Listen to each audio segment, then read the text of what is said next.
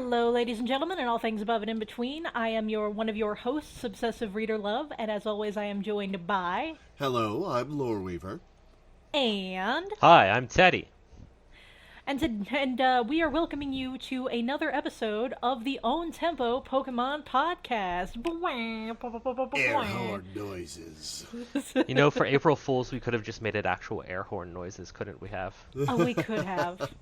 There were a lot of things we could have done for that episode, but I procrastinated a lot, first of all, for no real reason, and also we decided that it was too early and like 3 people watched this podcast, so like it's probably fine not to. Yeah. So today we are doing Alolan starters, that is Rowlet, Litten, and Poplio.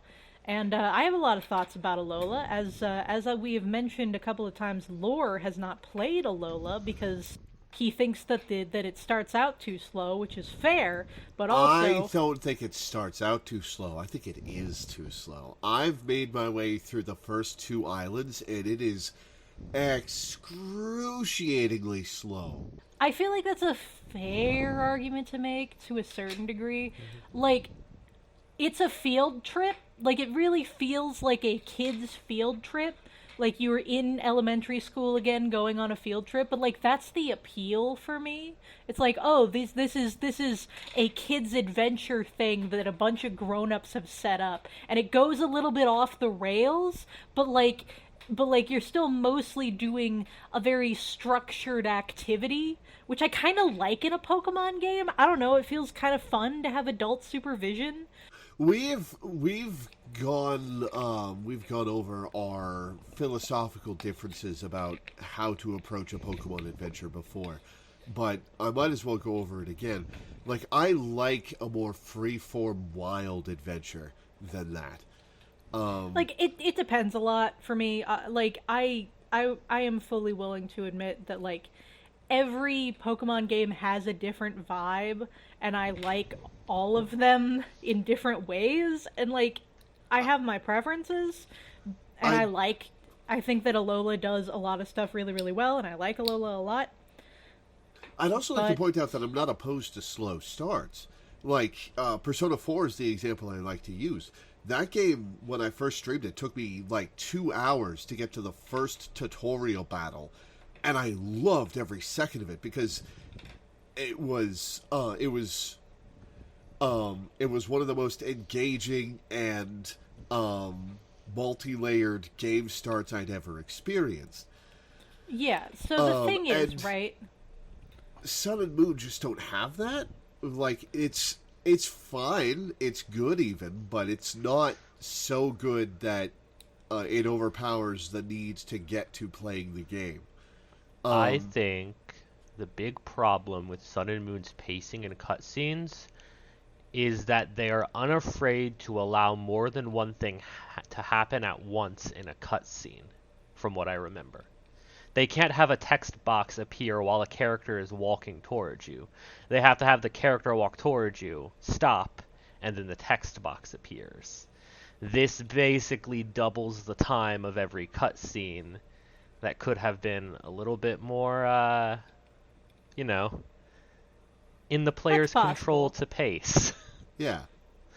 And I think that really impacts the way that it's delivered to you in a way that honestly does kind of make it feel like it drags on, especially when you get the situations where it looks for like several seconds at your character model, not making an expression as if it's like putting focus on their reaction, but the character's just standing there with like a pasted on smile.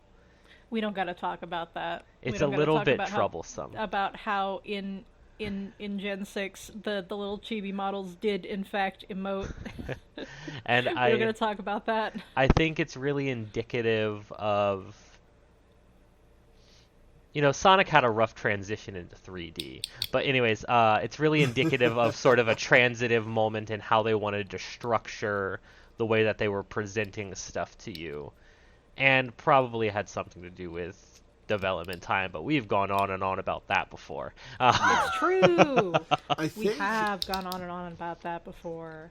I think a good contrast is actually to Scarlet and Violet, which start out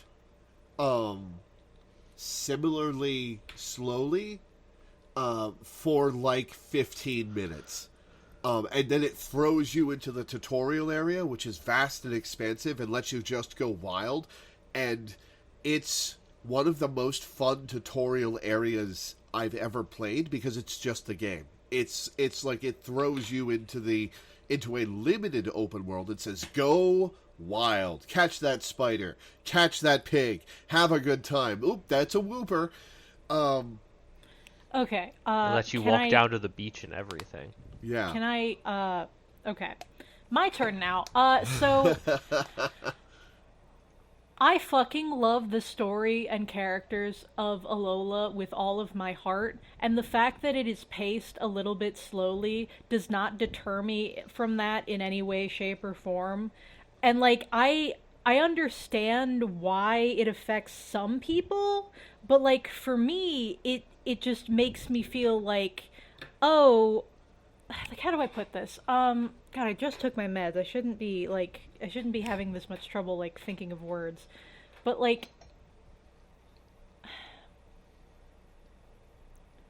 I understand that the pacing is kind of slow. Notably, once you get to the third island, I think is where the game starts, like, goes from kind of a fun field trip to, oh, hey, these like, gang members are here, and they're running this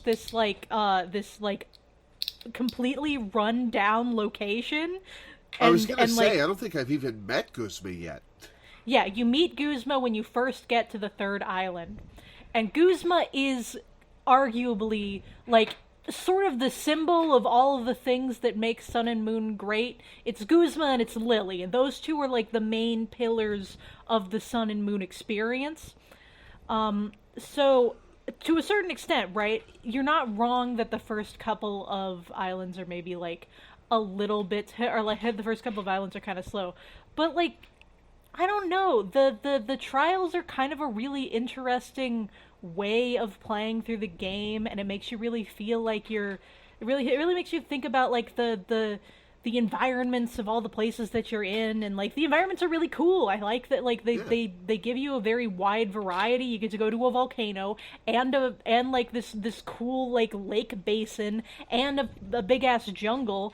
I love the world building and environments in Sun and Moon. Like, I've said it before, my wish for another Legends game was Legends Alola. Like, exploring Alola would have been so awesome in a Legends format. It's so weird because I cannot think, like, for me, Legends does not I don't think a Legends game in Alola would necessarily, like, I wouldn't complain, but it's not my first thought, like, at all, because I think that the structure of the island challenge is so good already. I really do like it. I like the way that you can explore and find other Z crystals, the way that the ride Pokemon work is really cool and interesting. Like, that was the first time that we were like, oh my god, we don't have to live with HMs anymore. Holy shit. We've been over how I feel about that, and I am a contrarian to... Listen, making HMs... Okay. Alright, I've already brought up my feelings on adventure and how adventure I think should work in a Pokemon game, and how I talked on the podcast about how I feel about HMs playing into that? I don't remember. I know that, like, to a certain degree, right? Like, I know that the common argument is, like, HMs make you feel like your team is helping you, and like, it makes you tied to your team more. It makes the adventure tied to your team. That's a big part of why I think they're good. The other big part is that you're a kid exploring the wilderness, and I think that the experience of tailoring a team to that exploration, to that adventure, is valuable in making you bond with your Pokemon. Going to one extreme where you just have a Bibarel on your team and that covers 4 of the 7 HMs, that's bad game design. But spreading out some HMs across your various Pokemon is I think good game design. It's good adventure design in that it's you versus the elements. It's you versus versus the adventure you're having. If every HM move was a good move that you wanted to use, I would agree with you. But that is a problem. I agree. Like, at honestly, least make I cut prefer steel that. type, right? Like make cut grass type or bug type, anything at all. Like make it a 60 power move that is not normal type, and people will use it. Like that's what Aerial Ace is. It's perfectly fine. I think making it what's the name of the move that gets more powerful each time you Fury use Cutter? it? Fury Cutter, yeah, make it a steel type Fury Cutter. I think that would make it it doesn't. Yeah, but I feel like we don't. That would be changing it too much. Just make it a different type and more powerful. That's what the Drayano hacks do. They make it a 60 power grass type move, and that's perfect. That's totally fine. That's absolutely enough. But barring I that, think you also have to make HM moves overwritable. You have to be able to take the HM off your Pokemon if you need the space. I think that's another important change that needs to be made. I get why it wasn't overwritable in the original game, because it was limited programming, and they didn't want you to soft lock yourself because you were a dumb 10-year-old who didn't understand that you would need strength in the middle of a dungeon. But that needed to change as the series went on. I think it would be interesting if HMs were no longer battle moves, or no longer mandatorily a move on your Pokemon's moveset, and instead you could just teach them the HM to use outside of battle. I think that would be how a good it is compromise. in Let's Go, but any Pokemon can do it. I guess that kind of that would be okay. Here are the Pokemon that can use Cut now that you have the badge that allows you to have a Pokemon use Cut. You don't have to put it on their moveset. They can just do it. Yeah, and at that point though, it feels like, oh, now we are stretching the suspension of disbelief for having only 4 moves that a Pokemon can use. I mean, that disbelief has been stretched to hell and back at this point. I understand. Yeah, that's true, but I still feel like, it kind of you kind of want to work within a certain framework. Anyway, I like Ride Pokemon. I've always liked Ride Pokemon. You get Ride Pokemon through story events, and they're they're tied to certain other characters that you meet, or you meet Hala's Tauros, and it's the one that you ride. You meet Hapu. Is it Hapu? The girl with the horse. She's got her Mudsdale, and that's the Mudsdale that you use when you can get a ride Mudsdale. Not all of them are like that. The Stoutland, I don't think you meet, but you do see other people on Stoutland, and it's oh, okay, this is a thing that people do with Stoutland. Okay, the Charizard is arguably the most weird one. Anything could have been the fly one, but they made it Charizard because it's Charizard. And then they had the fire guy give it to you, which is cool. And it ties into the anime, which is kind of funny, but that's not necessarily relevant. I've got some thoughts about the Sun and Moon anime art style that we'll get to in a little bit. Don't let me forget to do that. Oh yeah, this Sun and Moon anime, by the way, great. Anybody listening to this, go really watch good anime. Oh my god. Watch Sun and Moon anime. Not every episode is a banger, but there are so many goddamn bangers. If you watch one episode of the Sun and Moon anime, watch the one about the Litten and the Stoutland. Yes. I might as well say it now, actually. That I look at the art style and character design of the Alola starters, and I think they were deliberately working towards the new art style of the Alola anime. They seem designed to work in that style. And they do very well. Ash's Rowlet and Litten are both excellent little characters. Okay, so now that we've talked about Alola as a whole for a little bit. I have one more thing to say about Alola as a whole. I really like its story and narrative. I think it's actually really interesting. We've made some comparisons already between Sun and Moon and Scarlet and Violet. And it's very interesting to me that both stories are narratives about a system and authority figures fundamentally failing children in their formative years. Oh, that if we're talking about that, then we're going to talk about the fact that both of them directly parallel Black and White, and the fact that N and Lily are the same character. Like they're the same character taken in fundamentally opposite directions.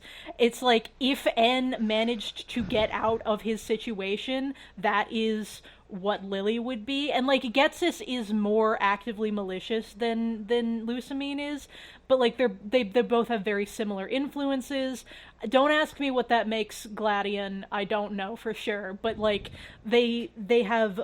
they are extremely comparable, and I've made parallels. I even had like a fic that I was going to make where Rosa, after the events of Black and White 2, like a year after that, decides to go to a new region, and she takes N with her to Alola, and they go through the plot of Sun and Moon and Ultra Sun and Ultra Moon, and I was going to like combine the two together to do the best that I could. And it was going to wind up with N shipped with Guzma because I could, and I decided I wanted to do that. I thought that would be funny. Speaking of Getsis, have you seen the theory that Kieran's his kid? Oh my god, that would be horrific! That would be the most painful thing I can imagine for a child. That would imply that both of them are. Oh my god! People. Oh, and there's the hair things. The hair thing. It would explain a lot about where they get their anger issues from. Yep, there are narrative parallels between Kieran and Getsis. Oh my god! And the sister, Carmine. Carmen. Yeah, she like her issues would definitely parallel that. Oh, that's terrifying. Oh, that's horrifically I'm glad I could terrifying. inflict this upon you, love. One more question before we actually talk about Pokemon. You talking made me curious about something, love. In the games, do they just refer to the various countries that exist in the world as regions pretty consistently? I don't know. Kind of. The way that I have it is that, like, personally, I believe that real animals exist in the Pokemon world. I've made that my theory. My general vibe is that the regions that we see are like sectioned off like areas of countries, or like to a certain extent like they're sort of like not national parks exactly, but it's sort of like this is the space where people do Pokemon training Pokemon training professionally. It's like a region where that happens. Here's where the supernatural Pokemon phenomena happens. Outside of these areas, there's just normal cats and dogs, I guess. That's not really exactly it. It's more that, like, battling is more encouraged in those areas. It's sort of like how Kitakami is not really, like... Oh, so it's like Domino City in Yu-Gi-Oh! A little bit. Like, because Kitakami is very clearly out there in the wilderness, and, like, their relationship to Pokemon is, like, a little bit different. And so... And, like, the relationship that Alola has to Pokemon is a little bit different as well. And, like, its whole region... Because it's separate from the League system. So, like, the League system... For me is like, oh, they set up like these areas where like the gym circuit can happen. They set up like these like, I don't really know how exactly to describe it, but it's sort of like an extended golf course, but instead of golf, it's Pokemon training, and it works completely differently. I don't know if I really like that, because I think part of the appeal of Pokemon is that they are partners for all of these reasons, and they like being the companion of humans. They like working with them and playing with them and battling with them, and that's a core part of Pokemon psychology. No, I guess that's true. And I think that having that just be a part of Pokemon psychology in limited regions is... That's not really what I mean. What I mean is like that like battling happens everywhere, but professional battling happens... Oh, like, you're talking about culturally, there's regions where professional battling is more of a thing. Yeah, and that's where like the infrastructure of the league like happened to pop up. But like there are governments and like countries and stuff that like extend past the regions. Not every country, like not every the league regions are not countries. They're like they exist within countries. Is my vibe. So Gens 1 through 4 and Kitakami are all part of Pokemon Japan, is what you're saying. I believe so. I feel like maybe the politics are not the same as they would be here because like obviously like they wouldn't be the same for various reasons. But like, you know, the Kanto and Johto and Hoenn and Sinnoh would be kind of like how the US is, where we have a bunch of states who are kind of all their own thing, but they also all operate inside of a larger government. It's sort of similar to that. That's the vibe. I haven't put a ton of thought into this. It's just sort of like a vibes type deal. I mean, there's my funny Pokemon theory that like gym battles and stuff are highly profitable ticket-based like events that are a spectator sport, and that's how they fund the infrastructure of stuff like Pokemon Centers. Well, I mean, that's basically what Galar implies. Yeah, I love that Galar went full spectator sport, but we're not there yet. We'll talk about my thoughts on the Galar spectator sport when we get there, yeah. How about Rowlet? Funny little orb. I love... Funny little fellow. So we love an orb. Everybody loves the burb. Everybody loves the borb. He is orbular, and I love him. He's extremely circular. He's spherical. We all love that gif of like Arceus or Groudon being in front of Rowlet and it just having its head turned around to look at the trainer like, Yeah. Like, owls are great. It's okay. You've got 2 type advantages over that Groudon, Rowlet. Get to it. It can use fire attacks, sir. So, I do love Rowlet. You guys are gonna, like... Okay, both of you, which of these starters do you think is my favorite? Litten. Huh. Lore. Well, you're implying it's not Rowlet. To be clear, I love all of them. I would have thought Rowlet was your favorite. Really? Why? Because he's so perfect. I like him. He operates in a very similar sphere to Greninja for me. A similar sphere? Like Rowlet is the one that everybody saw and was like, this is the one, this is the perfect one. And I'm like, yeah, I mean, he's cute. I love him. He's very good. He's based off of an extinct Hawaiian owl. His really? line is based off of genus, like a very specific species of owl that went extinct fairly recently, from what I understand, the stilt owls, and that's why Decidueye is ghost type. Oh, that's and also cool. So the same reasoning as Dragapult, then. Uh-huh. And it also ties into the idea of like guardian spirits, which is like a there's the video that the Dex YouTube channel, the National Dex, the series that inspired this podcast, basically did on the Alolan starters, goes into this in more detail. And I haven't done a ton of research on this, but there's like a sort of guardian animal type situation that's part of Hawaiian culture, and it kind of ties into the idea of a starter Pokemon, and all of the starters that we have here are like possible. Well, I guess not cats, but like because cats are not native to Hawaii. But like the owl specifically is associated with that because it's especially because it's extinct. So owls are just cool. Like, I love owls, and this is such a great owl design. Rowlet is great. Dartrix is hilarious. I love Dartrix. Dartrix is a funky fellow, but I really like Dartrix also. I think it's the closed eyes look weird to me. No, I mean, like, it works for me. It definitely gives off that fucking butler vibe, and like it's funny because it looks like a butler, but it's actually like a prissy teenager. It also looks like a fancy little lad to me. Yeah, he's like a fancy little prince teenager, and it's very funny because that kind of ties into the Robin Hood vibe of Decidueye without like being super obvious. Like you look at Dartrix and you don't really see how it goes into Decidueye, but Robin Hood was a noble, in the final in the finalized like mythology, because he's like a folk hero, so he's got like a lot of different backstories. But like the story that most people say is that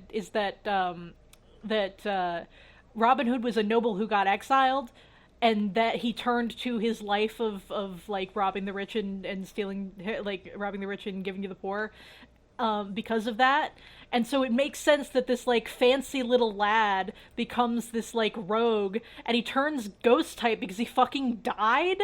And so like he came back from the dead, like to get revenge on all the fancy people who like did him wrong. It's actually like brilliant. Like I'm not gonna, like, everybody who loves Rowlet is correct to do so. It's a fucking amazing line, and I love it. But it's not my favorite because I'm a really predictable person, and my favorite is extremely obvious. But like I do love Rowlet, and I love birds, so like it's really hard for me to say that I don't love Rowlet, because everybody loves Rowlet. And it's just like, I get it, Rowlet's fun, I know that he's great, but like my faves are right there, like he's a very good meme template, and I appreciate him, and the fact that he swallows an Everstone in the anime to give them a reason to so that he won't evolve. Like he does it on accident too. And the anime is just like, okay, well we need a reason for him not to evolve, so we're gonna make him be a goofball. And this is something you won't get quite love, but lore will. I could see Alphino being drawn as a Rowlet. Lore appears to have exploded. Hello. Hello, Lore. Hello, there you welcome are. Back. Something went wrong with my internet for a sec. Well, welcome back. What all did you miss? What was the last thing that you heard? You were talking about how Dartrix was a perfect little man, and but your favorite was incredibly obvious, and I don't think it's incredibly obvious because I thought it was Rowlet. Yeah. My closing thoughts on Dartree lore was, you'll get this, love won't. I could see Alphino being illustrated as a Rowlet. Oh yeah, he totally could. Especially with the way he is in A Realm Reborn and Heaven's Word. Yeah. Huh. I will have to. Oh, and then more. Him and Alice could branch. Alice could be like Hisuian Decidueye, and Alphino could be like normal Decidueye. Oh yeah, that's fun. Think emoji. Yeah. Branch. It's a grass type. It's true. So anyway, I do love Rowlet. I appreciate Rowlet. He's a good child, even if like in the anime he's like a meme lord kind of, and so like he's very popular, and so I'm just like, but he's not my favorite. Why is he the most popular when he's not my favorite? It's kind of like it's one of those situations. You finally understand my lived experience with almost everything. Yeah. Before we move on to Litten, Hisuian Decidueye. He's cool. I like him. I very rarely go for fighting types, but Hisuian Decidueye, his signature move is just so satisfying to land. It's very cool, yeah, and I love because like the vibe of the samurai archer thing is very cool. The fact that they leaned into like close combat as well is extremely cool. Like the cloak being tucked in, so he looks like the main character of Princess Mononoke. It's like, oh, I understand. I get this.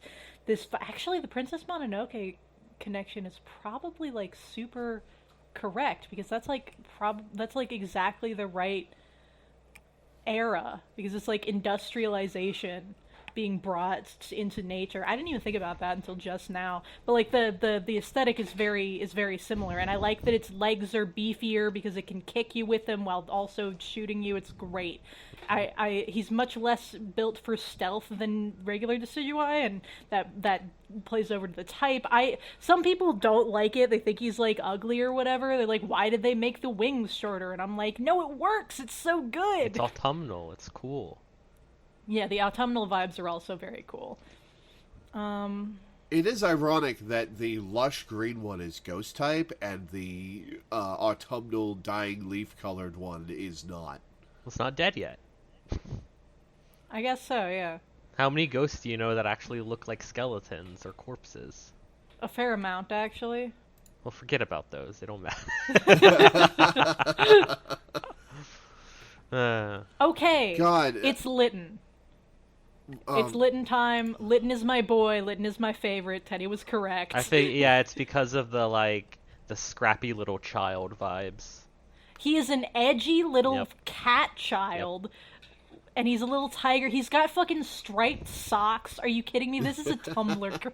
This is a Tumblr user cat, and there's everything about him is like, yeah, I'm just kind of like sitting in the corner with my hood up on my computer, and I love that. That's a perfect little cat representation. He's just such a perfect little cat critter, and immediately I saw him, I was like, Kitty, yeah, mine. Litten is the one I always pick when I try and fail to play Sun and Moon. Yeah, I've never gotten an Incineroar, but we'll get to Incineroar in a sec.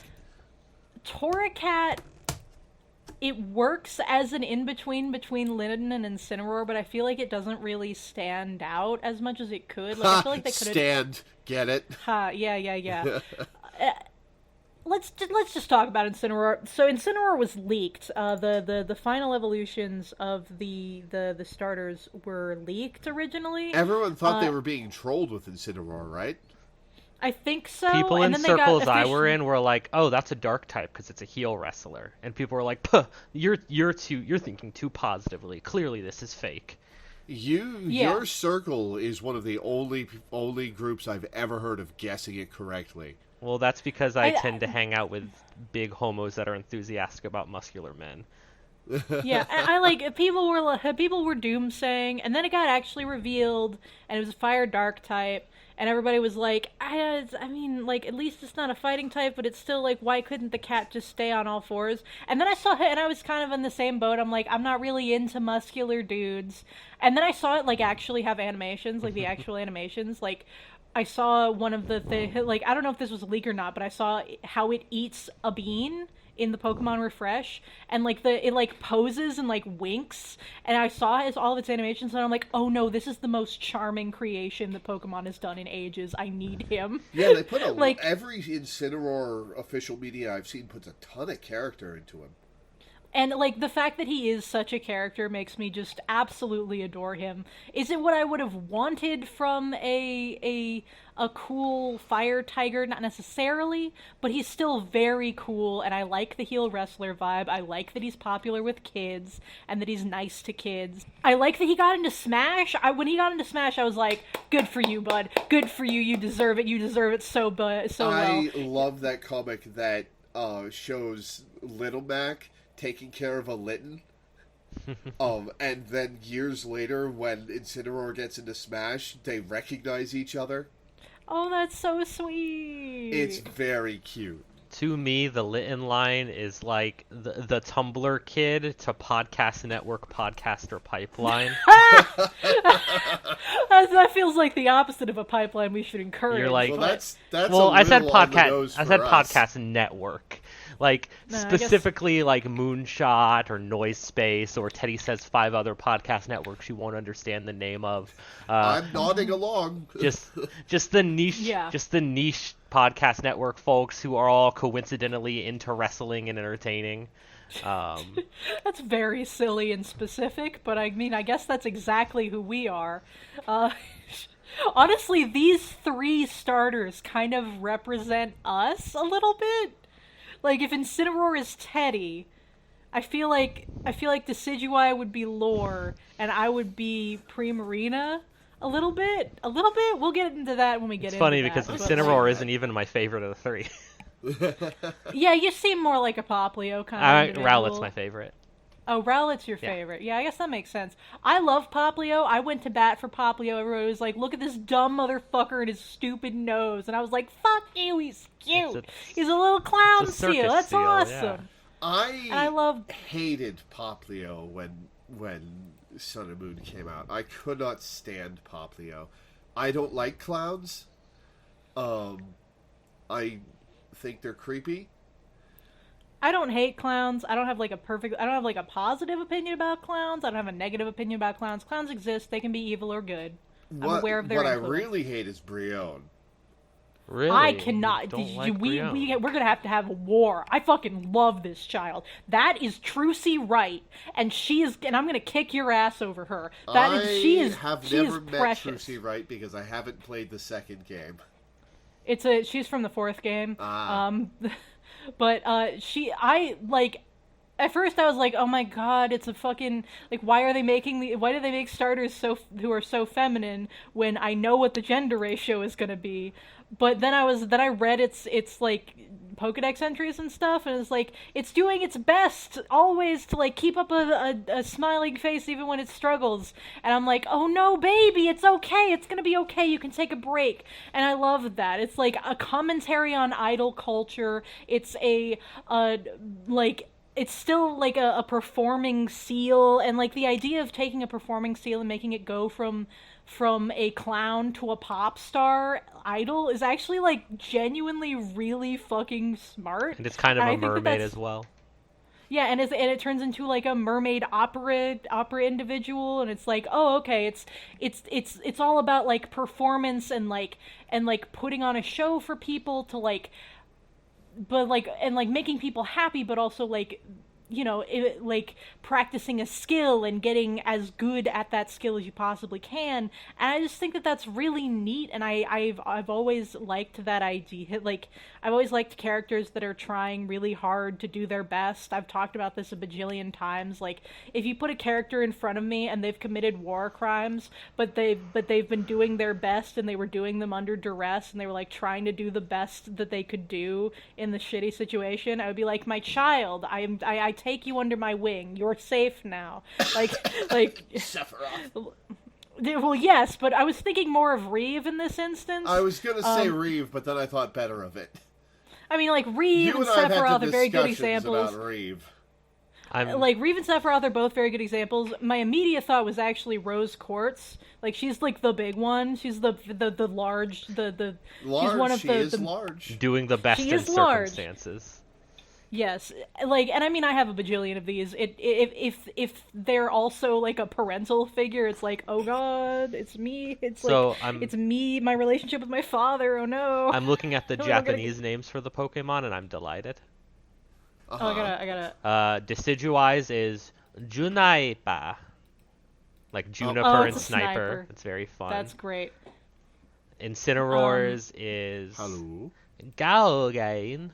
Yeah. Which is just the noise it makes. Yeah. Roaring and flame. That's fun. Mm-hmm. Shout out to Nyahito. Nyahit. That's very funny. I don't... Ashimari, I believe Ashi is seal and Mari is marine. Hello. Oshiamari would be okay. then, like, I'm large marine seal? Yep. Can you guys hear me now? Welcome back. Oh, yes. Goodness. The last word I heard you say is Decidueye is. Oh, Decidueye Japanese name is Junaipa.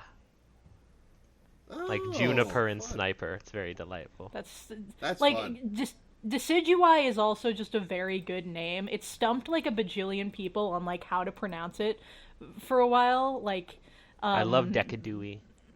Yeah, but like Decidueye, like Deadeye and Deciduous is like, mwah, it's perfect. I love it. It's a very good name. And like Incineroar is not complicated, but it's perfect anyway. Yeah.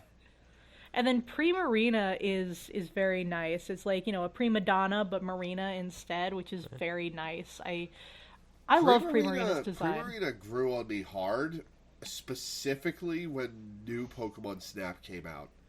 Oh, yes. Like, Primarina and New Pokemon Snap is great. Getting to see Primarina doing things sold me on the Pokemon.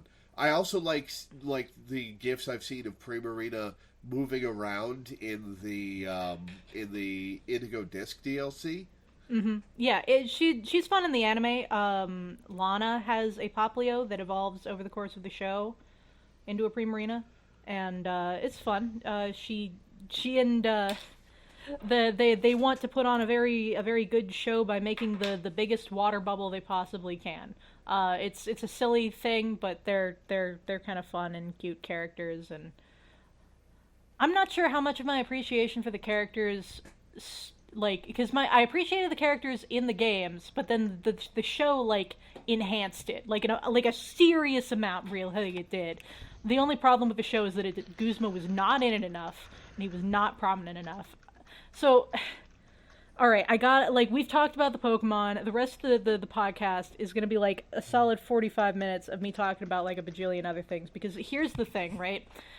Sun and Moon is the story of Lily and her family. And Guzma and Hao are both there, and they're important, and they're cool, and they're relevant to the themes, but they're sort of just like on the sidelines, right? Ultra Sun and Ultra Moon is the story of Guzma and Hao to a lesser extent, and Lily and her family are kind of on the sidelines. Yeah. So they each focus on different sides of the story, and in that, like, Gladion is a better character in Ultra Sun and Ultra Moon, but at the cost of Lily kind of being a worse character. And Lusamine being a much worse character. Yeah, and Lusamine being much worse. But Guzma has more like context to him, and Gladion gets a few more moments. And by worse, we mean less interesting. Yeah, like, so the main difference between Ultra Sun and Ultra Moon is that they have to go into like a wider background for the Ultra Beasts, which means that like Lusamine's background with them is less obsessive, and she has to be like, the way that she's portrayed is like sort of half like trying to save the world kind of, and it doesn't work at all. And like, I don't hate what they do with Lily in the game. So wait, you're saying in Ultra Sun and Ultra Moon she has a motivation of trying to save the world? Yeah. Yeah, a little bit. But that it doesn't sounds like she's much less interesting then. Yeah, when she's not just like a callous not like abuser. An obsessive, abusive mom. Yeah, and I mean, like, she like is the obsessive, still, abusive mom is what's interesting about her. and like, she still has all of those bad habits is the thing, right? So she still has it. So she's still going through all that shit. But she doesn't get, like, poisoned, and she and Lily do not have to go off to Kanto to get healed, which means that Lily doesn't have to fucking live with her anymore. At the end of Ultra Sun and Ultra Moon, Lily is still living with Kukui and his wife. And that's awesome. Fair enough. That's so good. I'm so happy Lily about escapes that. her abuser by her abuser being less abusive in this timeline. Yay. A little bit, yeah. And like, Gladion goes off by himself to try and find like their father, whereas in Sun and Moon he has to like run the company, and I don't love that for him. Wow. He doesn't need. He's like, 12. Yeah, well, he's like 14, I think. That does he's not make it much better. I mean, I know. when you're 14, you're 12. That's just how it is. Yeah. Yeah, and like so like he kind of had like. And like they had to oust like 1/3 of the fucking management because he was enabling Lusamine to be a dickweed. So I like how Ultra Sun and Ultra Moon ends a lot more in a lot of ways, because I feel like it ties up some of the character arcs better, and Guzma gets to like be one of the people challenging you for your champion position, and all this other stuff that's really interesting. And also the Rainbow Rocket stuff is great, and I find it genuinely very interesting. See, the way that it's I all know handled. conceptually of Rainbow Rocket, which is all the evil team leaders together, right? Yeah, so basically and what happened that is... sounds...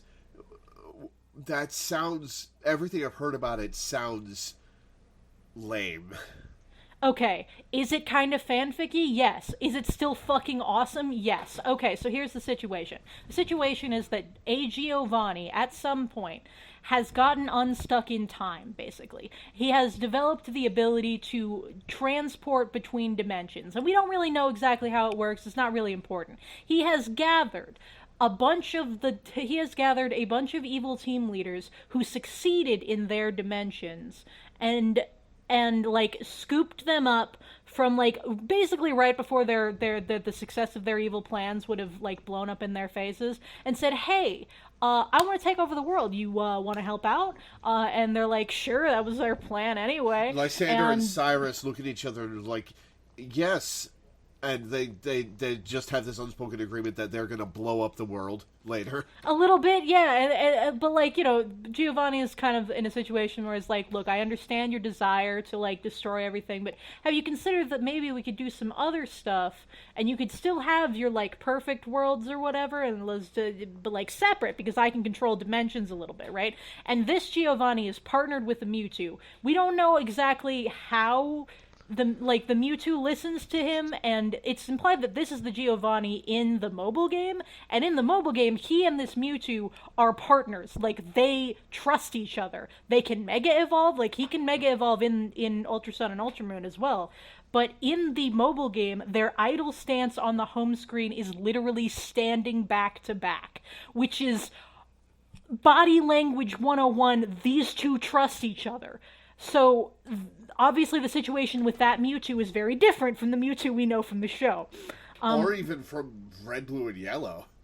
Yeah, we don't go, like, the situation with that Mewtwo is not, like, super gone into, but, like, they clearly are partners in some capacity. So the way that it works is that he uses his weird interdimensional powers to take over Lucamine's house. And Lucamine's house.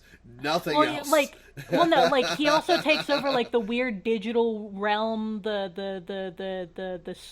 festival square. He also takes over the festival square, and he's like, I'm going to expand my reach here to like, I'm going to take over this technology and stuff, and I'm going to use the technology.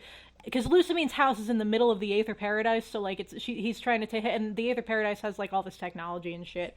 So he's like trying to take over that place, and so you go into this like house that's sort of been distorted, and you go into each of the four wings, and you fight Maxie and Archie, and you fight Lysander and Cyrus, and then you go into like the mirror that leads into the main... Oh, I was right. Lysander and Cyrus are paired up. They're not paired up, but they're like in like they're in like wings that are next to each other. You fight each of them individually, and then in one of the things that makes me like think about the parallels, you go into like the main mirror portal that leads to like Lucamine's main study where you fought her originally. And before you can go in there, out walks Ghetsis. Uh-huh. And Ghetsis does not have Kyurem, which would make sense, you know, having like a colored Kyurem. He has the box legendary. The box legendary that... or Lunala? No. He has either Zekrom or Reshiram. The one that N would have. Because like the way that they do it, right, is that like Archie and Maxie, they have their matching up ones. But in Ultra Sun, you fight the legendaries, each of the legendaries of like the first one in the pair. So like Cyrus has Dialga in Ultra Sun, and he has Palkia in Ultra Moon, and then like Lysander has Xerneas in Ultra Sun and Yveltal in Ultra Moon. So in Ultra Sun you fight Zekrom, and in Ultra Moon you fight Reshiram, which is the one that N would have. If I'm remembering correctly, let me actually like check this out really fast. I'm sorry that we're like diverging a lot. It's a podcast, we're meant to diverge. Yeah, so yes, he has Zekrom in Ultra Sun and Reshiram in Ultra Moon, and it goes like, and that's the one that N would have, which implies that he killed N and took the dragon somehow, and that. And so the fact that Ghetsis is, like, sort of the central guy tied directly to, like, where you would go fight Lucamine, and he has, like, N's dragon instead of, like, Kyurem or, like, the one that the player would have, is like, oh, they're doing this on purpose. They know how similar this is. And so that in and of itself, honestly, just the Ghetsis fight would be enough to be like, oh, this is my favorite thing in this video game. But also, like, throughout the entire time, like, Guzma is helping you, and like he like is a double battle partner a couple of times, and he's like fully committing to his redemption arc by being like, what the hell is with these like gangster people, like I like trying to take over the world, like dude, stay in your fucking lane, etc. And like it's stuff like that, and it's very cool, and I really like it. And so like, and then like when you finally fight Giovanni, he's, you know, very respectful, like he always is. He respects power. He when you beat him, he's like, well, all right then, I guess we're calling it off as usual. I'll see you in the next timeline. Whoever's comes up behind him and stabs him in the neck. No, because, like, they all fade out of existence because Colress is also part of these games. See, Colress is another thing. I had forgotten about. I forgot to mention it. Colress is in Sun and Moon, and he's in Ultra Sun and Ultra Moon. The most bizarre thing is that Colress keeps coming back in every game. love him. I love him. His role in Black and White 2 is so good. He's like, he's kind of evil, but like he takes care of all of the like crime committing plasma grunts. Like he keeps them from like all the ones who like were kind of just doing it because they were forced into it and they were doing their best in a bad situation. You know how much I feel about that. So he's just kind of like taking care of them, running the fucking plasma frigate where they're all kind of hiding out, waiting for things to die down.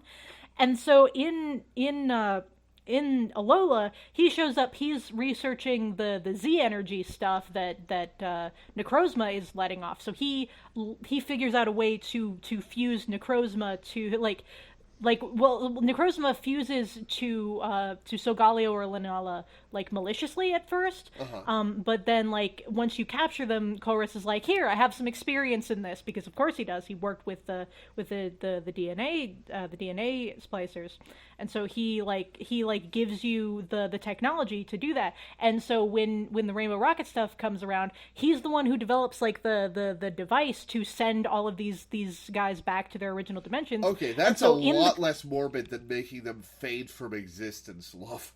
Well, I mean, that's kind of what I meant, phase from that dimension rather than phase from like existence in total. Like, so he phases them out of that universe and back into their own is what I meant. And so after the confrontation with Getsis, he like tries to take Lily hostage, and Colress just fucking teleports in and like saves Lily and is like, "Fuck you! I hate you! You stupid bitch!" and teleports and before he clicks the button to send Getsis away. And it's so good. It's such quality content the entire time. It's such good writing, and I love every bit of it. And so I love Rainbow Rocket and I love Ultra Sun and Ultra Moon because of that content. This sounds incredibly less lame than I had been led to believe.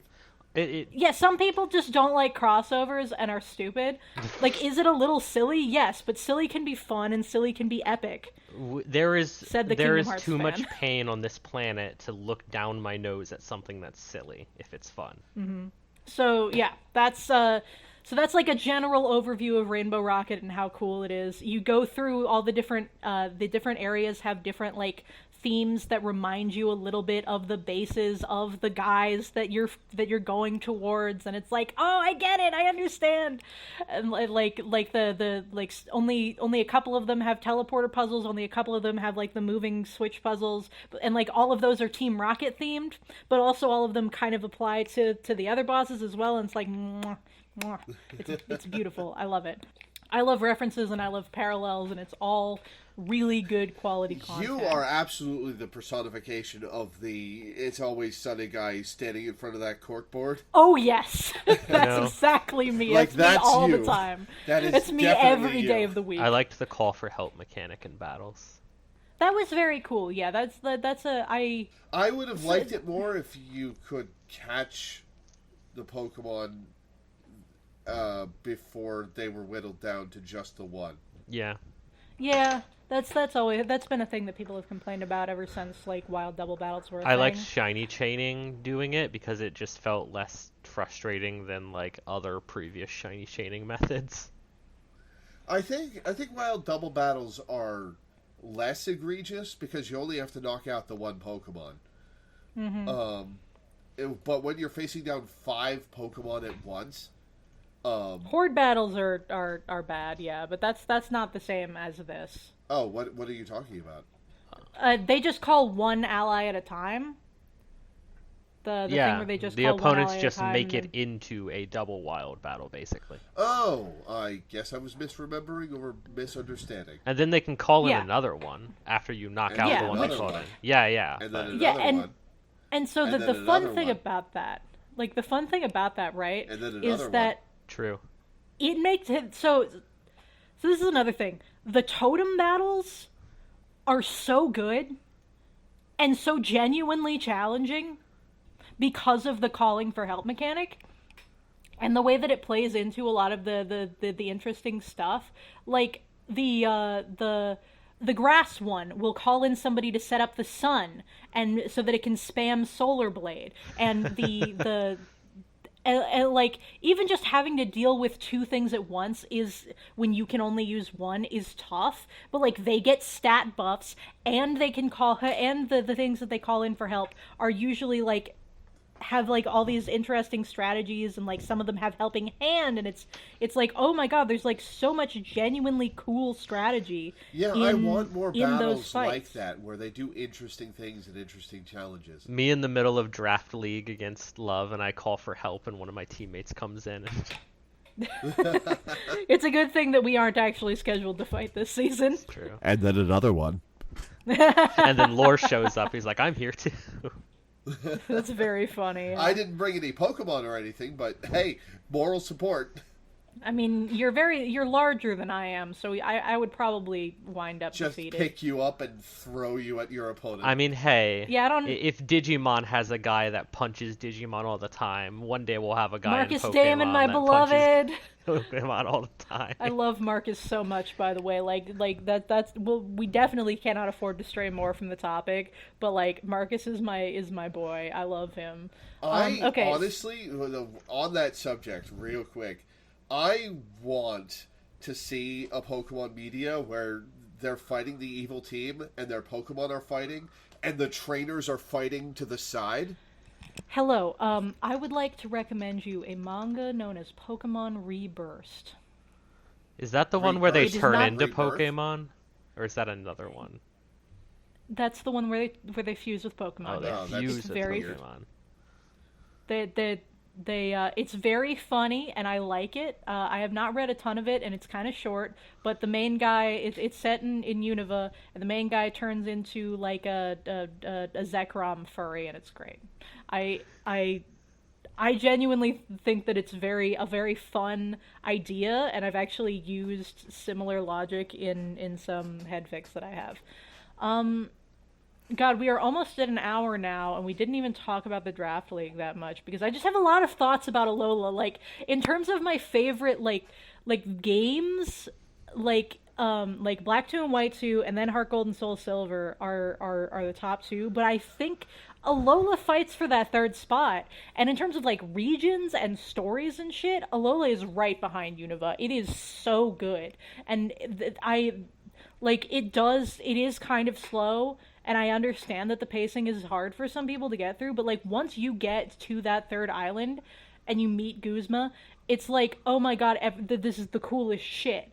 And like if you don't like the vibes up through the first couple of islands of like the kids' field trip that I find just nostalgic and fun because I loved field trips as a kid, I can understand why it would be kind of infuriating. But like Ultra Sun and Ultra Moon also make it so that you have like they make going between islands more interesting. So it's like it's so hard to to dismiss Ultra Sun and Ultra Moon because they are so different, even though they are also so much the same. And so like it's wild to talk and have emotions about Alola the way I do because of all of that baggage. I will say that for all the things I dislike about Sun and Moon, for all the boring sequences that are interminable, for all the character stuff that I don't think is that interesting in the first couple islands, it's still not as bad as Diamond and Pearl. Well, we're not gonna get into that. Like, I find that the air, like, I love Sinnoh. I think Sinnoh is very interesting. I think that the pacing is probably better, but like again, you haven't played Platinum, so you don't like again, like Platinum is genuinely just faster processing wise. I feel like we didn't really talk about like Incineroar like as much as we probably could have. We skipped over Incineroar and Primarina. I was wondering how I could bring that up.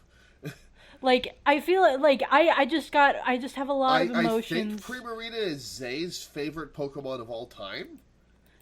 I know he likes seals. I don't know if it's his favorite. I think his favorite is Ribombee or something like that. He really likes his bees. Ribombee's fun. It might be Cutiefly rather than a Ribombee. I love like, Cutiefly. It's a bee fly. Do you know how fucked up bee fly are in the real? I know, right? They're little parasitic little boys. I love them. Bastards. So on my parents' Christmas tree every year we get an ornament. Each of us gets an ornament that gets added to the tree. And they're all personalized. Like, they'll find something cool for me, or that's a frog, or whatever. Adorable. My sibling Jade and I, from when we were teenagers, have these little animals that have dangly noodle legs that jiggle around as you shake the... and like mine's a dog, and it has little... metal chain link legs that dangle and stuff, and that's what Cutiefly's legs are, and I've always thought that was fun. That is very cute. Alola has a lot of bangers in its Pokedex, to be honest. Like, I don't think I dislike a single Alola Pokemon, but I mean, I don't dislike most Pokemon. What? Bruxish. I love that. That's just what Triggerfish look like. Bruxish. Yeah, that's just what Triggerfish look like. And I love that for them. See, you all know the one Pokemon I dislike. Lucario, right? Yeah. Yeah, because of the mouth thing. We've discussed it. Yeah. We've discussed it. Yeah. Poor thing. Deserves better. Unfortunately. I've seen so much art of it doing various things that I forget how its mouth is actually I've laid seen out. a lot of art of Lucario doing various things, let me tell you. So I feel like people don't usually actually draw it that way because no, absolutely not. So it's like it's hard to really like depending on the official art. design has been subsided in your brain by all of the designs where people are like, well, that's how the mouth would actually work. Yeah. To a certain extent, yeah. That's like, big old straws. Yeah, it kind of like depends. Also, like I think it's depicted differently, like because like it depends on the angle and like how in the anime and stuff, like. But also, like, the different question. So, anyway, like, we talked about Primarina a fair amount because we talked about New Snap and everything. And I like Primarina. I relate to that you know, the drive to be you know, better, even though I'm not nearly as good at actually applying myself as these beautiful kids are. But I feel like I mentioned that Incineroar got into Smash, and then we kind of just moved on because, like, I started talking about Poplio, and I didn't mean to transition into the next section, but we did anyway. I like, could say so much about Incineroar. Incineroar in Smash. I don't like Incineroar's shiny. You don't like the non-heal wrestler version of Incineroar? I don't like the contrast between the white and the red. Yeah, I can see that. It works better on the pre-Evos. Like, Litten looks really nice. Litten also has that problem, that I don't like the contrast between the white and the red. I think that the red is a little bit, like, it feels a little bit darker on Litten than it does in Incineroar, just because there's, like, more white on Litten, so, the contrast is allowed to, like, I exist also more. think that if Incineroar's chest was, like, didn't just stay the same basic shade of gray and like became like a lighter white, it or might darker. read a little I better. feel like it would work darker as well. Or if they made it like a deep red. Mm-hmm. Yeah. Yeah, I think if it was a deep red, that would actually work really well.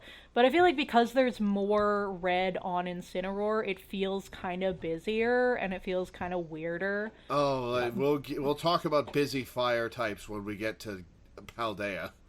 No, I still love Skeledirge, and you're not going to convince me not that his design is bad. It's just good. Big mariachi crocodile. I think Skeledirge just looks fucking sick. He's cool as hell. I love his little tuxedo. I love the entire It's the really entire good. line. It's It's a really very solid line. I'm I trying like to that all remember- 3 of the Paldea starters are performers, but we'll get to it. We'll get Yeah. to it. Yeah. 2 months. So Poplio 2 is- months from now. It's wild that we've been doing this for 7 months already. Like that's so wild. So We're the having fun. Poplio's line is just like purple. Like you can barely tell on Poplio. It's very clear with Brione that she's darker purple. But I don't actually remember a ton what. Oh, that's right. Primarina goes blonde. I had forgotten about that. My favorite thing about Primarina is that video that went around on Twitter of someone being like, "Wow, it's so amazing that I get to run around as my first starter Pokemon." And My everybody who's been childhood playing starter. Pokemon since Yellow is just aging rapidly. And I'm But just yeah, like, I that mean, is like, this true. was- Like, it is a... My childhood Pokemon. favorite Pokemon. Like I mean, when did You these are games an come out? infant. 2016. It's that person is like 12. Yeah, 12-year-old would be 20 now. No. Yeah, I mean, like if they were like 8 when they played that, these games are 8 years old, Yeah. so they would be like in high school. And I just loved everyone being like, what? And I'm just like, yeah, it's been 8 years. Like, It's wild that it's been 8 years. Yeah. it's normal. I would like to say that I think Torracat might be my second favorite middle Evo out of all the starters. Really? He's a funny just little think- guy. He's a I little, just think- he's a little bobcat. He looks a little generic for me. Like he just like he's a good middle ground between the two, but I feel like they could I feel like the details are used wrong. Like not that he needs more details, but I feel like it's just like there could have been it could have been different a little bit. Like I don't know, give him something that looks like a belt and maybe it would work a little bit better. I'm not totally I don't sure. really like the wrestler things, so Well, that's your problem. yes, it is my problem. But like Torracat is, I like cats. Cats I are like my cat- favorite pet, and this is a good cat. Do you like the It is cat a that's good, been waking chunky you up little at 7:30 boy. I like every that he's morning? chunk- Oh my god, Cobweb. Okay, so I've been taking care of my parents' cat because my sibling is allergic. And my stepdad had a heart attack at the start of March. And I so don't believe I was aware of that. Oh, Jeez. man. Is it my connection, or did lore just fade into non-existence? No, lore faded out. We'll give him a minute. You're gonna have to do some thorough editing to make sure that his voice just trails off when he goes, Yeah. Well, I mean, like his recording is probably gonna be totally fine. Yeah, that's what I'm the saying. thing. You're gonna have to edit it so that it trails. Well, we'll figure it out. Well, I'll see what I can do. Absolutely. I was like, wait, Laura's parents have 2 houses? Laura, are you rich? Oh, wait, no. what? No. Is it they're- just they're cheap like- to own property in Maine? This second house was, let's just say, a real fixer-upper when they got it. Well, that costs money too. Fixing a house costs money. Money It's- to the sequel. They got it for relatively cheap off of my stepdad's inheritance. Fair enough, I guess. After his dad died at 95. I guess when you inherit something, that's different. You know what I mean? Yeah, like they just put a few $1,000s into picking up this place and started restoring it, and it's been like 8 years since they got the place, and they've been restoring it the whole time. And they're okay. they still haven't like paneled the floor even or anything. I was just like question mark, because I know that your financial situation is not that great. Well, here's the thing. I make about $800 a month. That's what I live on. That's what I make. But I'm basically self-sufficient with that. And I'm in a weird career that I want to prove to my parents I can sustain myself with. So I don't ask them for help. Yeah. Unless I absolutely have to. I'm just, casually sitting in my mom's house and relying on her basically entirely. Have I mentioned I want a there's nothing job? wrong with that. There's nothing wrong Have I mentioned with I want that. a job? Anyway, moving back on topic. Sorry that your connection cut out there. So let's see here. You were talking about Cobweb. Yeah, we were talking about Cobweb. Yeah, I've been taking care of a cat. The cat, I feed the cat at 9 a.m. when I wake up to my alarm every morning, except that I haven't been waking up with my alarm every morning. The cat has been waking me up at 7:30 every morning. Because I think it's because the cat is used to my parents feeding her when they wake up. And they get up much earlier in the morning because my mom has a 9 to 5. That makes sense. Yeah. When do you go to sleep at night, Laura? Between 11 and midnight. I mean, 7:30 isn't that bad. I need a lot of sleep. I mean, I guess you do have a fairly taxing job when you have to stream every day. Fair enough. It's more my health issues, like. Oh, that's right. Yeah. Um, I'm mostly healthy except for like the thyroid issue and like the because like I have hormone issues, but I don't think about them most of the time. All of my shit's like mental. I don't have like physical health issues for the most part. Yeah, I've got physical ones, and the most relevant is when there's a storm like there is today. My sinuses get messed up. Yeah, I can hear that now that you've mentioned it. We should probably finish this up so that you don't so that we aren't bugging it too much. No, we're fine. We can keep talking. All right.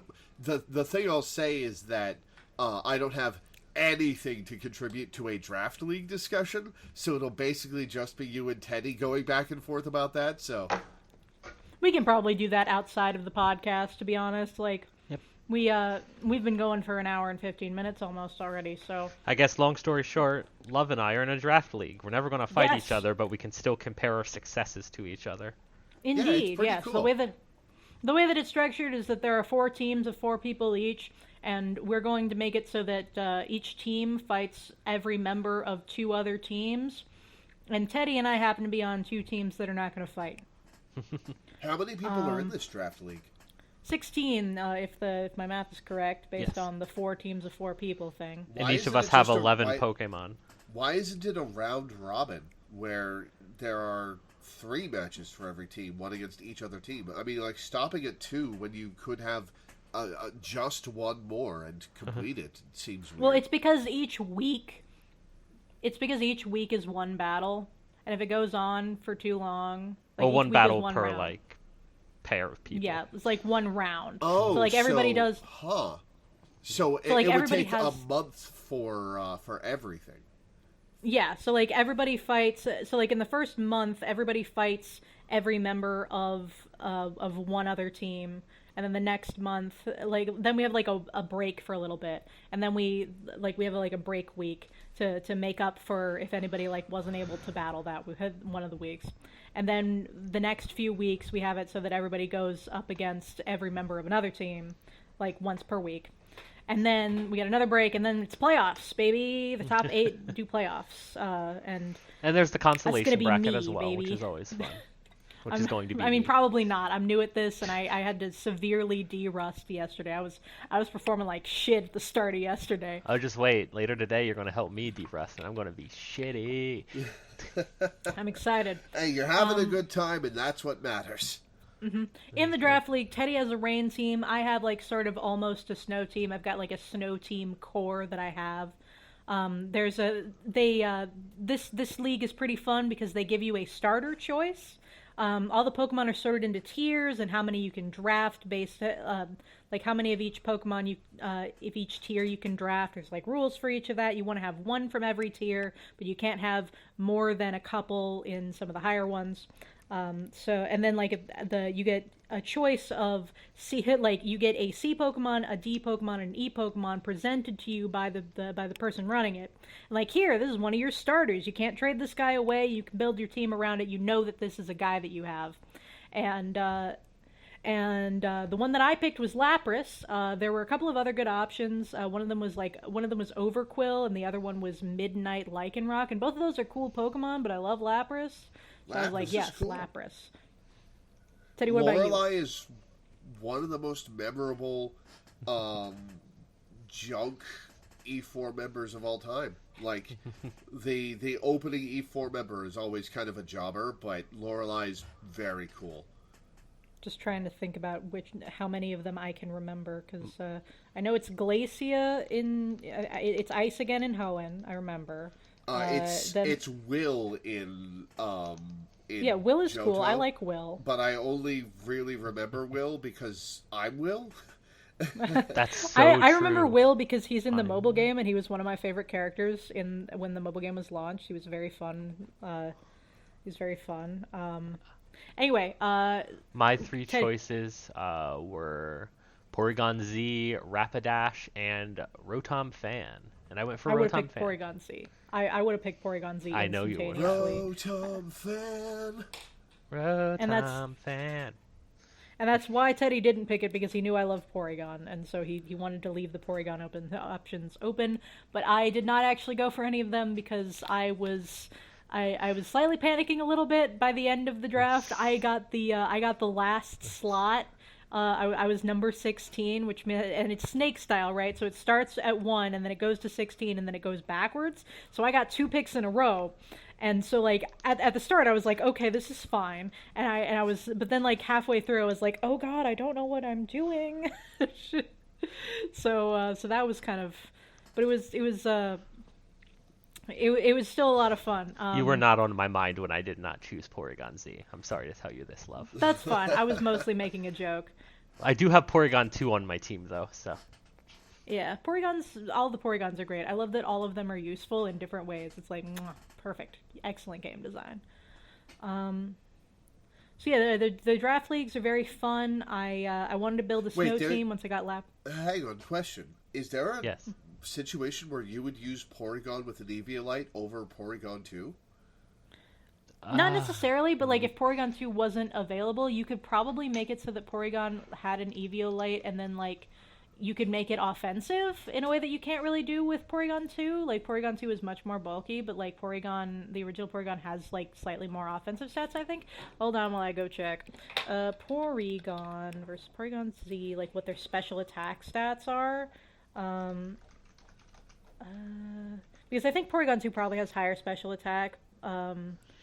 Porygon has 85. Porygon 2... I'm just going to pull up a site that lets me pull up both of them at once. Oh yeah, that's a fair point. Yeah, Porygon 2 has basically entirely higher stats than regular Porygon. Yep. But, like, is Porygon faster? No. So, like, there's not really a reason to use Porygon over Porygon 2, but it is kind of... But, like, it has perfectly serviceable stats, and if you wanted to have, like, a Porygon 2, but somebody else got it... So it's still fun and neat that all of them can be useful. Like if they need to be, you know. So I love that. I just love Porygon because of the fic that I need to work on more that I haven't worked on in months.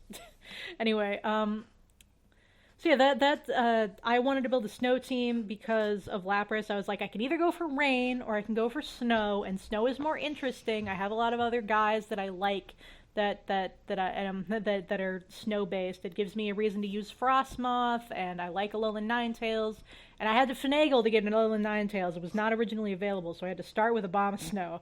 And I like Abomasnow, don't get me wrong, but Alolan Ninetales is better in my case because a lot of the guys that I had were more like middling speed, and I needed something fast. And also not 4 times weak to multiple types. Well, yeah, but I mean, like, it's still 4 times weak to a type. And it's like, you know, ice isn't great. And then, like, but like, once I built the snow team, I was like, oh god, I'm super weak to rock. So I had to plan around that. And, like, I'm still pretty weak to rock, honestly. And like, steel. I only have a couple of things that resist it. No, I'm pretty good for steel. Because water resists steel, so. Yeah.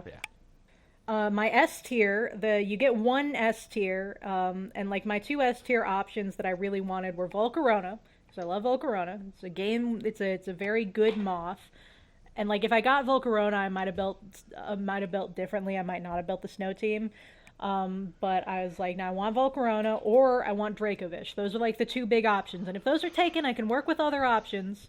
But those are the 2 ones that I got. And Volcarona was taken pretty quick, which I expected. But I knew that by having 2, 1 would be okay. And so I got Dracovish. Est ones interiors irrevehementi Dracovish. Yeah, once I decided, like, because there were other options, but I've been in a Final Fantasy mood. And once I got all of the stuff, I was like... Yeah, and once I got Togekiss on my team, I was like I can totally name that after Zach, and that would be really funny and cute. And then Tinkaton was like, oh, that's Aerith. And then and like when the Sephish Roth came to my brain, I was like, no, I gotta go with this.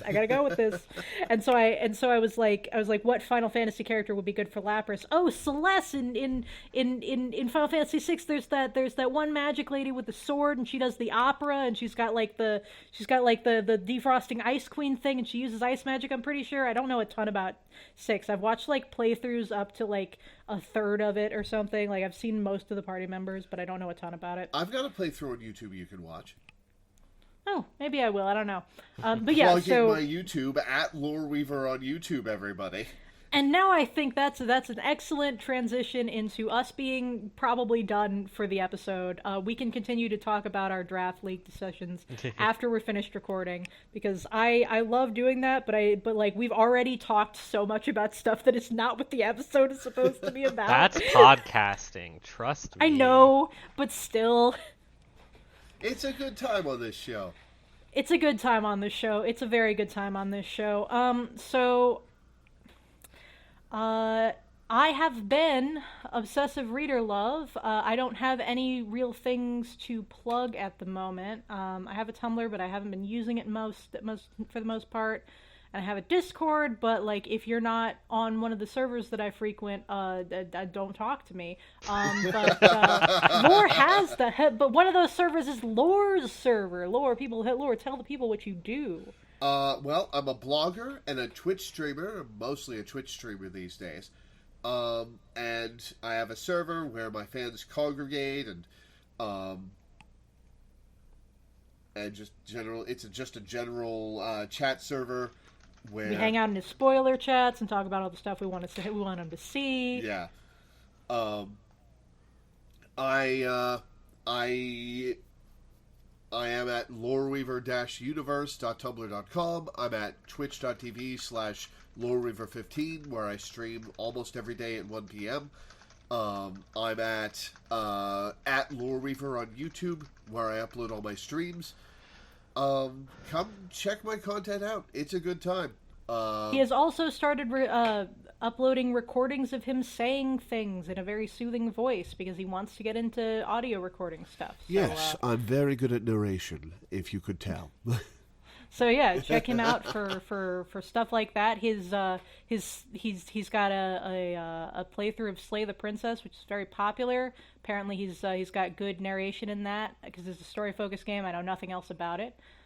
Teddy, do you have anything you would like to plug?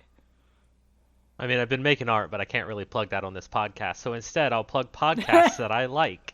If you like Pokemon discussion and absolute fucking chaos and indiscriminate bloodbaths, there is Champs in the Making over on the Moonshot Podcast Network. They are a bracket podcast where people have short and sweet arguments about which of two Pokemon they prefer, just objectively. And or subjectively fun. Rather, and they do not care about, like, different people have different stuff that they value, and it's different hosts every week. There are some repeating hosts, but they cycle through, and you will see your favorites get thrown into hell. You will see your favorites get uplifted above things that they shouldn't have beaten. Mr. Mime will be killed and then revived. Enjoy it. Well, has there been a Typhlosion episode? They've done at least one round of the brackets, so yes, Typhlosion has been argued about at some point. I don't remember if it lived or died. I was disassociating in a miserable job when I listened to it, but it's good. It's a good podcast. Well, I'm glad you're free. I also recommend just a podcast at random, Kyle XY, a complete review podcast of the entirety of the show Kyle XY on ABC Family. About the guy without a belly button. Movie. Nope, I swear to it's God, an I thought that entire was like a television movie. show. Wow. They talked about the entire show, and then they read fan fiction for a season, which was very fun.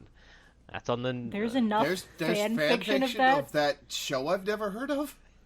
Yes. I mean, I'm sure that there is fan fiction, but there is enough to fill a season of a podcast? Before Kyle XY, they read The Secret Life of the American Teenager, and they also read fan fiction for that one. Good for them. Good for them. I don't remember the name of the Secret Life podcast. Oh no, it's disappeared from my brain. I'm sorry. I'm sorry, Canning siblings. I don't remember your podcast name. Anyways, yeah, enjoy podcasts. Listen to podcasts. Enjoy Podcast's Pokemon. good. Play Get Pokemon. Pokemon. Get Pokemon. Yes. Do the Teddy, you got to do the full outro. Oh, you mean have fun, stay safe, be brave enough to be kind, and get Pokemon? Get Pokemon! Bye, everybody. Bye. Goodbye.